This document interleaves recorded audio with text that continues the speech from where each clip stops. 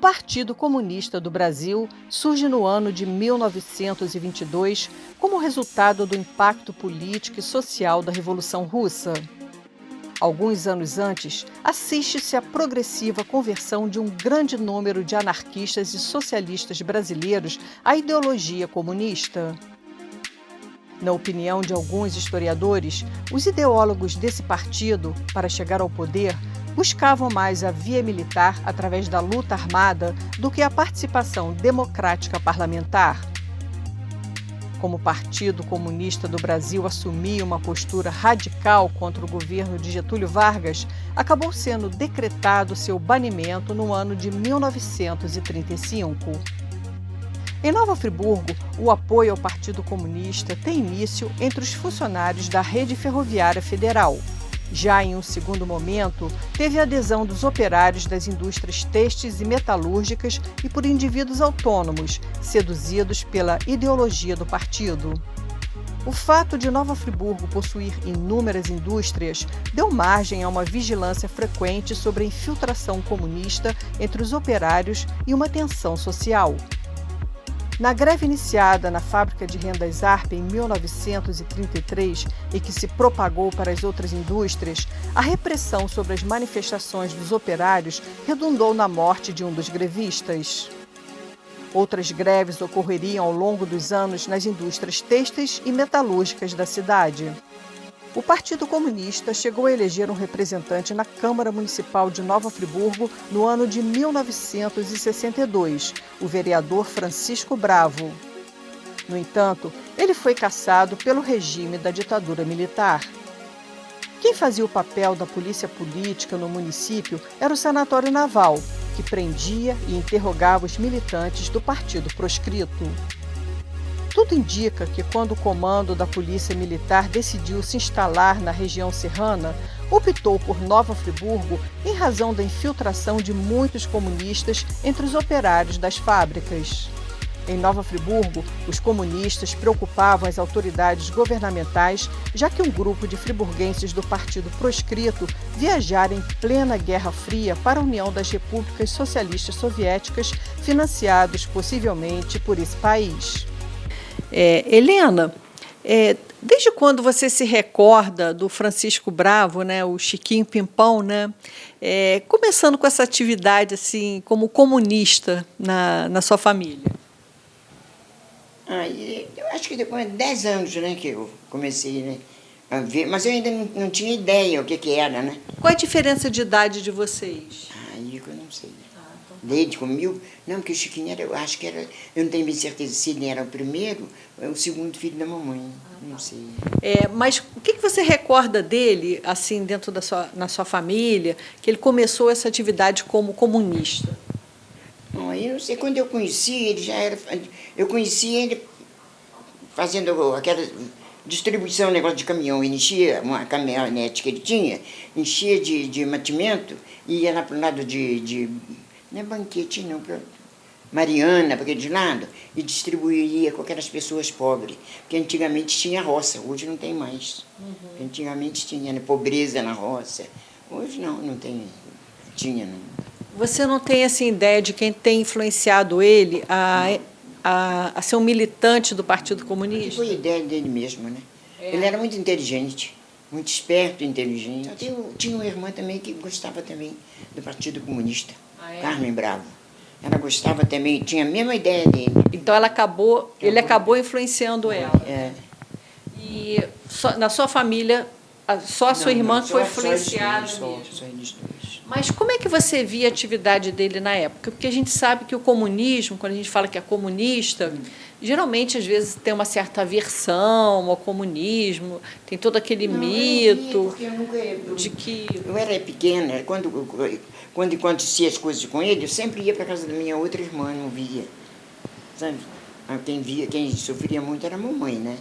Mamãe e papai sofriam muito, né? Foi no tempo do integralista, né? Que na rua onde a gente morava, tinha um integralista. E eles também perseguiam também ele. O pessoal perseguia. Sabe dizer o nome da pessoa? Não, engraçado que eu não lembro de ninguém deles do integralista. Não lembro mesmo. A sede do Partido Integralista era ali perto da sua Era casa? ali na rua Almirante Barroso. Não tem ali onde é o japonês? Onde o Cavalo Preto está fazendo a padaria? Era ali do lado ali. Ali que era a sede. Ali era a sede do Partido Integralista. E vocês moravam na Carlos Não, morava como é que chamava, Teresa? Alberto Meyer. Alberto Meyer, sim. atrás da maçonaria. Nós moramos ali. Certo.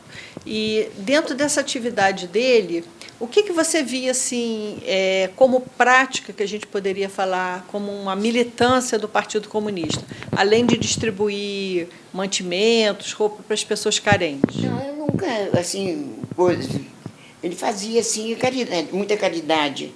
Ele apanhava aquele pano que o Getúlio dava, fazia aquele caixãozinho quando as pessoas pobres, que não tinham dinheiro para fazer caixão, porque antigamente era difícil, né? Tudo era, agora é mais fácil, né? Mas antigamente tinha aquelas pessoas pobres, ele fazia o caixãozinho lá no quintal de mamãe. Arranjava madeira, apanhava aquele pano e fazia o caixão. A criança. A criancinha pequena, né? E você falou que o seu pai e sua mãe sofreram muito com ele. Teve assim muitas investidas da polícia dentro da sua casa? Durante o dia não tinha, não. Era mais à noite, né? Mas como ele tinha amigo naquela época, tinha no sanatório, e a polícia vinha. Eu acho que era DOPS, né? Naquela época, parece que era DOPS. Não tenho minha certeza, não, mas acho que era DOPS. Quando vinha, o amigo avisava. Aí ele fugia para o mato, porque a casa da mamãe dava os fundos para o mato, aquele mato grande ali da maçonaria. Aí ele fugia lá para o mato. Isso aparecia à noite. Às vezes ele aparecia à noite e às vezes ele nem aparecia à noite porque o rapaz avisava e ele, ficava no mato. Ele ficou assim, você sabe dizer quanto tempo ele já ficou escondido no mato? Ele ficou bastante tempo escondido mesmo. Agora eu não lembro se ele chegou a ser preso ou não, mas eu acho que não. Tenho bem certeza, aí eu não tenho bem certeza. A senhora citou o Sanatório Naval. Era a polícia, coisa era o sanatório. o pessoal do Sanatório Naval que vinha buscar. Era o quê? Um jipe? Parava um jipe? Não sei, eu não sei. Mamãe que reclamava, né? Aí vasculhava tudo na casa? Vasculhava para ver se tinha, eu acho que revista, essas coisas, né? Eles procuravam mais o quê? Papéis? Eu acho que era, porque ele levantava o colchão, acordava eles de noite, eles acordavam assustados, né? A mamãe não tinha sossego, né? A mamãe não teve sossego enquanto durou o negócio de comunismo, né? E como é que foi a vida dele? Ele Era casado. Ele se casou. Casou, tem 5 filhos, né? 5. 5, 3 homens e 2 mulheres. E ele chegou a ser vereador. Né? Foi vereador e foi cassado. Ele teve. A senhora se recorda assim, quantos mandatos para vereador ele. Aí eu não lembro que eu estava no Rio. Você lembra, Terezinha? Não. Eu não lembro que eu estava no Rio. Porque eu casei e fui embora para o Rio, quer dizer que eu não. Ele foi vereador e a gente sabe que ele foi cassado, né? Nem sei quando que ele foi cassado, não. Ele sempre foi assim ligado à vida pública, né? A gente está falando que ele foi vereador, mas ele na época Construção civil, né? a atividade dele era construção civil. Ele sempre trabalhou na construção civil. Trabalhou na construção civil. Mas assim, na época que ele foi vereador, os vereadores nem recebiam remuneração, né? Era mesmo. Eu não sei porque eu estava mais lá para o Rio, não acompanhei. Era mesmo um serviço, né, que as pessoas Em 45, né? Foi quando que terminou esse negócio Aí eu também não lembro quando terminou. Mas olha só, a vida dele toda, ele foi partidário do Partido Comunista. Mesmo ele se casando, porque geralmente, às vezes, as pessoas abandonam a militância. Casou e falavam que eles também não gostavam de igreja, né? E ele teve os filhos todos batizados e ele frequentava a igreja. Ele e a esposa dele, porque morava ali em frente ao Colégio Anchieta, né? Eles iam sempre à missa, todos os dois. Diz que o comunista não gostava de igreja, né? Ele ia com a rama na missa. Então, a vida dele toda, ele se dedicou à militância do Partido Comunista. Né? E senhora dizer se ele influenciou alguém mais, filhos, parentes? Não. O que era assim? Como é que a senhora via a atividade dele? Assim, hoje, olhando para trás, como é que a senhora via a atividade dele? A senhora via assim, como. Que imagem que a senhora tem do comunismo daquela época? A minha imagem que era boa. Porque se ele enchia um caminhão de alimento e ia para a roça distribuir, porque era coisa. Eu achava que o comunismo era bom. Mas eu era pequena, eu não sabia o que era, né? E como é que foram os últimos anos da vida do Francisco Bravo? Ele faleceu, a senhora sabe dizer mais ou menos quantos anos ele faleceu? Você lembra, Tony? Tem 20 e poucos anos. Tem 20 e poucos anos que ele faleceu, Eu né? acho mais, né, Terezinha? Porque o meu marido hoje está fazendo 20 anos. Vai fazer 21 anos, em julho. O meu? Chiquinho. Chiquinho fazia 21. O meu hoje está fazendo 20 anos. A senhora mencionou que ele faleceu há 20 anos. Então, ele faleceu mais ou menos no final da década de 1990. Mais ou menos. E a vida toda, sempre um militante do Partido Comunista. Sempre. Ele migrou para outro partido, por exemplo, um partido dos trabalhadores? Não, sempre foi. Sempre foi. ficou como militante do Partido Comunista.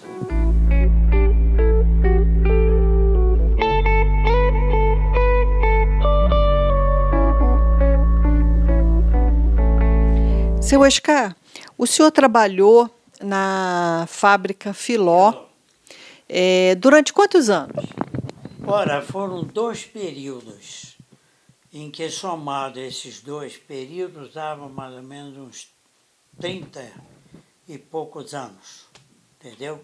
Que eu tive saindo, foi de março de 53 a 67. Seu Oscar, dentro de toda a sua trajetória profissional dentro de fábrica, né?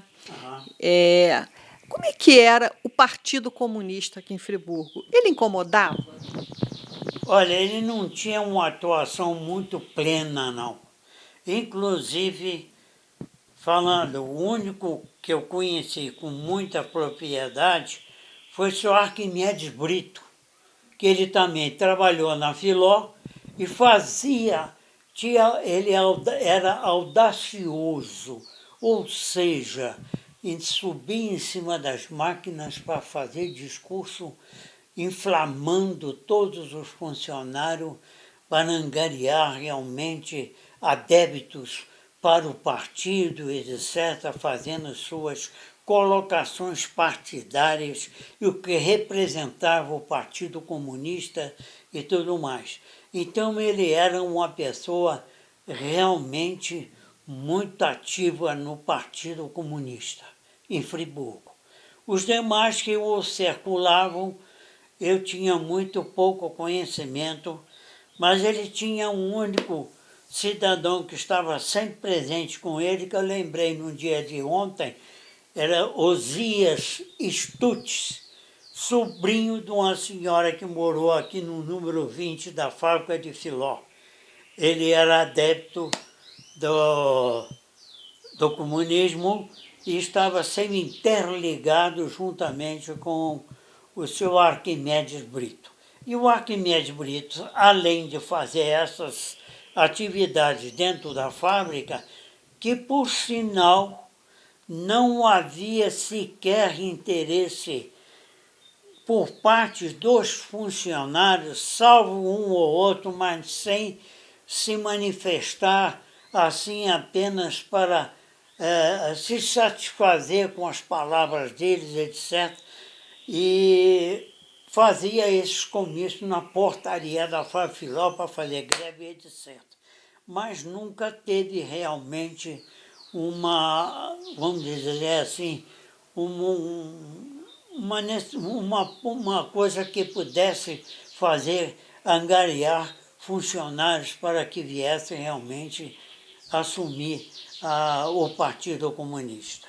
Ele chegou a sofrer alguma repreensão da fábrica por ter essa atitude de subir em cima de máquina, fazer discursos e tentar cooptar operários para o Partido Comunista? Incrível que pareça, diante do comportamento dessa natureza, A empresa, por si só, não tomou nenhuma atitude com referência à pessoa dele dentro desse comportamento.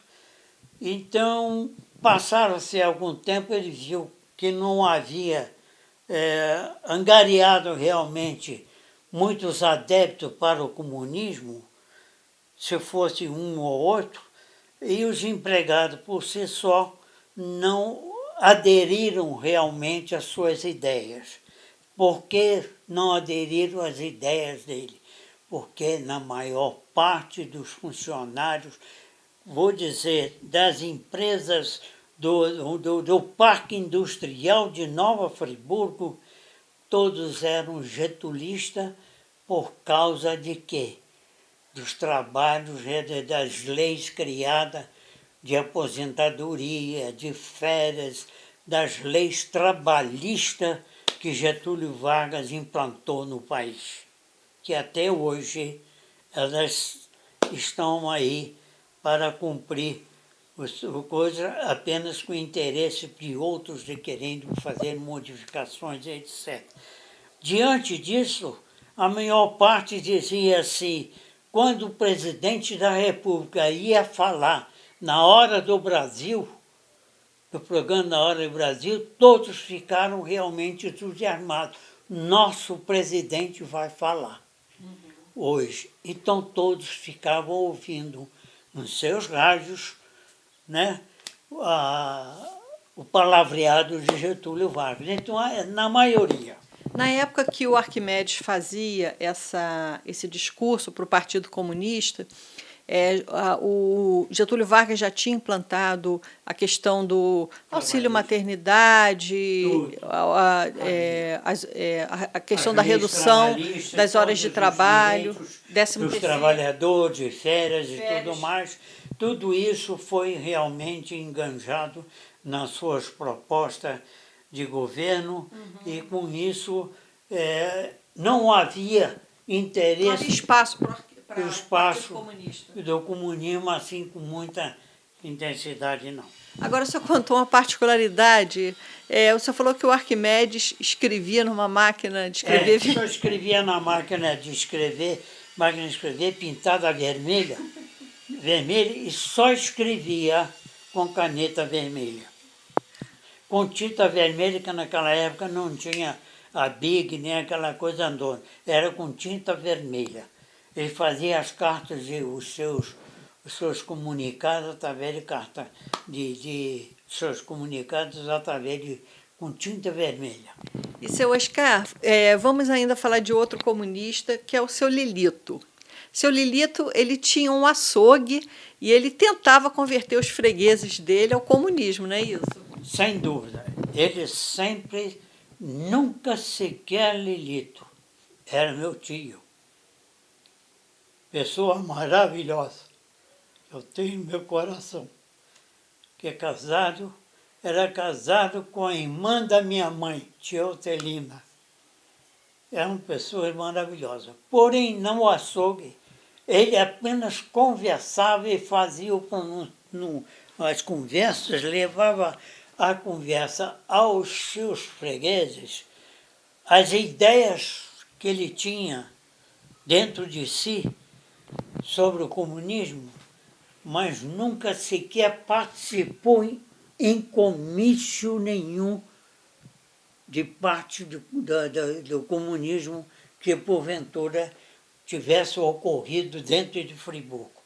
Ele sempre, na sua linha, na sua conduta, de pessoa íntegra e de ideias tais como ele escolheu para ser, mas sem espalhafatosas, nada de fazer comícios e fazer algazarras e nada que pudesse realmente comprometer o seu comportamento diante da sua pessoa, que era uma pessoa íntegra.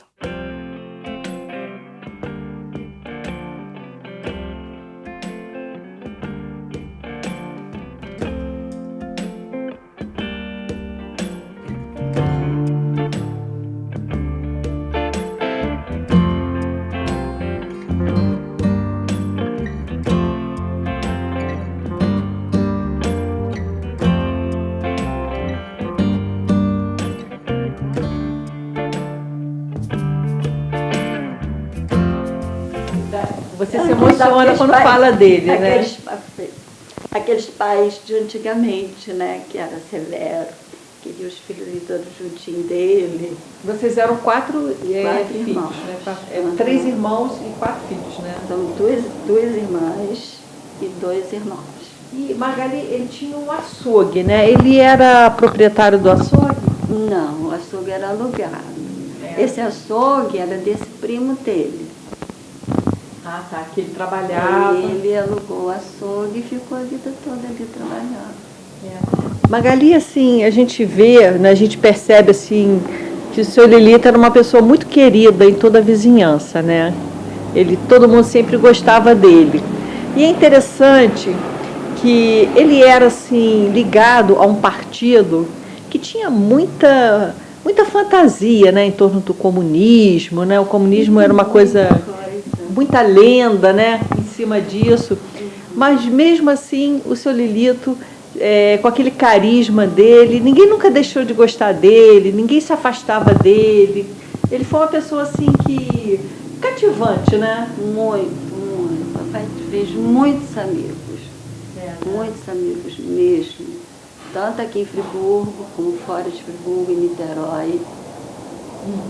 Agora, a gente fala essa coisa assim da lenda, né? Por exemplo, eu soube que as pessoas falavam que seu Lilito tinha um rádio em casa de transmissão e que ele fazia contato com a Rússia, né? Não. No caso, a União Soviética, né? Não foi nada disso. Foi um transmissor de slide que ele ganhou de um dos diretores da Fundação Getúlio Vargas, na época que o colégio fechou, e eles eram muito amigos, e ele deu de presente para ele. Foi isso, mais nada do que Mas isso. aí todo o pessoal já aumentava, né? Aumentava, foi um boato, aí que surgiu esse boato aí, Friburgo inteiro ficou sabendo disso, e não era nada disso.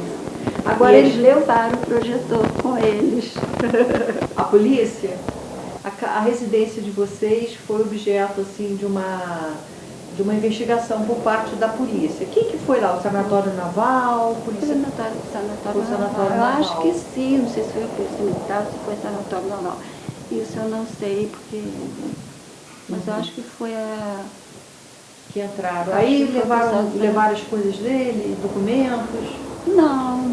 Você falou que levou esse... Só o slide, que só eu o me projetor. lembre. Só isso. Possivelmente por conta dessa lenda, né, na cidade, de que ele tinha um rádio. Mas isso foi depois, foi nessa época que surgiu essa lenda. Ah, sim. Antes não, antes estava tudo tranquilo. Aham, entendi. Estava tudo tranquilo. Mas, Magali, o seu Lilito foi para a Rússia. Como é que ele foi, assim? Quem subsidiou essa viagem dele? Foram os amigos aqui de Friburgo que se organizaram. E cada um ajudou um bocadinho e ele pôde ir. Você sabe dizer assim, quanto tempo ele ficou lá? Ficou pouco tempo, eu não me lembro muito bem, mas ficou pouco tempo. Foi uma viagem rápida. Ele foi com um grupo de pessoas? Eu acho que sim, foi com um grupo de pessoas. Não foi sozinho, não. Aí ele ficou lá e depois retornou, né? Depois voltou, E continuou a vida tranquila. dele, não mudou nada. Não. Agora, eu ouvi dizer, Magali, que ele fazia reuniões do partido na sua residência, que vocês moravam atrás do açougue, é isso? Não pode falar? Tá ok. Magali, o que é essa vida do seu Lilito, como integrante, né, do partido, o que isso afetou a vida pessoal de vocês? Ou não afetou? Não, Janaína, ele se dedicava muito à política, mas a gente nunca sentiu assim nada. Não teve nenhum prejuízo Não. ou material ou perseguição em colégio? Não, nada não. não, Porque você era, não. porque você era filha do seu Lilito, seu Lilito com aquelas ideias comunistas. Vocês nunca tiveram Não, assim, porque o que a gente chamou hoje de bullying, né? Minha irmã estudou no Colégio das Irmãs. Vocês nunca tiveram nenhum problema? Eu fui estudar, mas eu não me adaptei ao colégio, por isso eu fui para o colégio modelo, porque lá que eu era mais, quietinha. Ela foi para lá, de lá ela foi para Niterói, foi para o Colégio das Mercês. Então não tinha nada assim de Toda essa vida tranquilo, normal. politizada dele não afetou em nada a vida de vocês. E nem a profissão dele, né? Nem a Todo mundo profissão gostava dele, nem né? A profissão dele, Ele trabalhou a vida toda como açougueiro. a vida toda como açougueiro. Meu Tá pai bom, foi uma Maga. pessoa muito bacana, muito legal, muito amoroso. Depois com os netos também, né? Ele foi embora, ainda veio uma bisnetinha. E todos gostam muito, sempre gostaram muito dele. Foi um avô assim, muito zeloso, né? Marise e Marcelo pequenininho. E ele era daquele avôzão, né? Com muito carinho, com muita dedicação. Esse era meu pai, ele é lindo.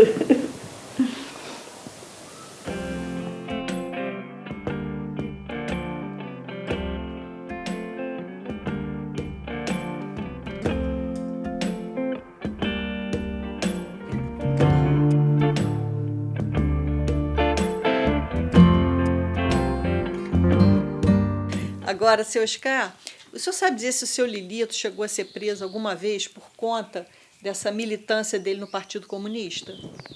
Eu vou dizer uma coisa. O sobrinho dele, o cineasta Roberto Faria, quando veio a Revolução, em que ele estava na iminência de se apresentar ao Sanatório Naval, Ele quem? Lilito, Lilito. acho que ele se apresentou, mas não fizeram, não colocaram ele preso, nem coisa nenhuma, nem adópsia, nem nada, ninguém veio aqui para procurar. Para que ele pudesse ficar resguardado, o Roberto, que gostava muito do tio, eram assim, muito amigos.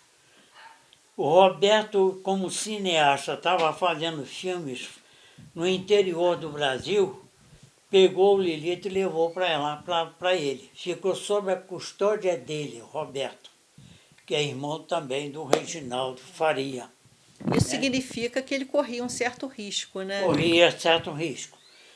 Quando houve realmente no transcorrer do andar dos tempos, aí ele foi convidado para comparecer no Sanatório Naval para prestar depoimentos, etc. e tal, mas não ficou retido. Nunca chegou a ser preso. Nunca ficou. Justamente porque ele não era agitador. Ele não agitava, é aquilo que eu falei, era pessoa pacífica. Uma pessoa altamente, somente dentro do seu comportamento, de palavreados, de conversas e tudo mais. Mas que houvesse manifestação de fazer com que ficasse realmente essas manifestações muito fortes diante da política, ele nunca participou com intensidade, não. Era só dentro da sua filosofia de conhecimentos. O senhor acha, então, que o fato do seu Lilito não ter sido preso todo esse carisma dele e aquela crença que ele tinha na ideologia do partido? Da ideologia do partido. O governo militar entendeu dessa forma, viu que ele não era uma pessoa perigosa. Exato, nada que pudesse comprometer a sua pessoa diante de qualquer manifestações que viessem realmente comprometê-lo. Isso não ocorreu. De manifestações em porta de fábrica, isso, aquilo, nada disso. Agora, outro comunista era o Coxinha, né? Você chegou a conhecer? Coxinha, ele, inclusive, eu conheço o filho dele. De vez em quando eu passo pelo filho dele aí na rua. O Costinha faleceu com os seus 90 e poucos anos. O Costinha, por sua vez, era uma pessoa pacífica também. Ele, por sua vez, nem sequer se participou com manifestação em grupo, de agitações não ocorria. E tínhamos o seu Francisco Barros, também era o cidadão que você menciona na reportagem da Voz da Serra. Esse Francisco Barros também não era muito, ele era atuante, mas não tinha uma manifestação muito intensa no partido, não. Eram pessoas muito mais pacíficas, entendeu? Agora- Somente com diálogo, com suas ideias de coisas. Agora, seu Oscar, tivemos algumas greves nesse período, né? Esse período de década de 50, 70, Certo. 80. O senhor acha que essas greves elas eram lideradas pelo Partido Comunista da época ou era apenas uma reivindicação dos operários ou uma questão dos sindicatos? O senhor acha que Eu faço mais a colocação, segunda colocação, era a greve para reivindicações de melhoria de trabalho ou de qualquer outra coisa e de salário. Diante dessas circunstâncias políticas, não existia, mas existiam as infiltrações das oportunidades que eles adquiriam diante dessas manifestações adquiridas pelos seus respectivos funcionários, das reivindicações, entravam realmente dentro na onda, né? nessa onda, vamos dizer assim. Isso que eu queria que o senhor esclarecesse. Eles não eram, pelo que o senhor falou, eles não eram protagonistas dessas greves. Não. Eles apenas aproveitavam a situação As das reivindicações. em que se encontrava, porque o Parque Industrial de Friburgo é muito grande. Nós tínhamos era a fábrica Ipu, fábrica de rendas, era a parte têxtil. A parte têxtil, a Sinimbu, que faz a parte têxtil também, e a Filó e tudo mais. Então, eram reivindicações nesse sentido. De salários. De salários. Mais de salário do que propriamente coisa. E nós tínhamos realmente presidente de sindicatos de Friburgo, da fiação e tecelagem, que abrangia essa conglomerado de empresa têxtil, que eram pessoas que lutavam para o interesse do empregado e para realmente reivindicar coisas para o sindicato. Era o quê? Gabinete dentário, instalação de aparelhos de raio-x, tudo para a melhoria do sindicato. Era uma pessoa chamada João Vicente. Vicente foi reeleito várias vezes. Depois teve, com o afastamento dele, o falecimento, teve Nicola Rossi. Tantos outros que se sucederam ao João Vicente, todo com o intuito único e exclusivamente de reivindicar somente melhoria de salário dos empregados ou qualquer outra situação que se fazia necessário reivindicar para que o trabalho pudesse ser da melhor forma possível. Era dessa forma.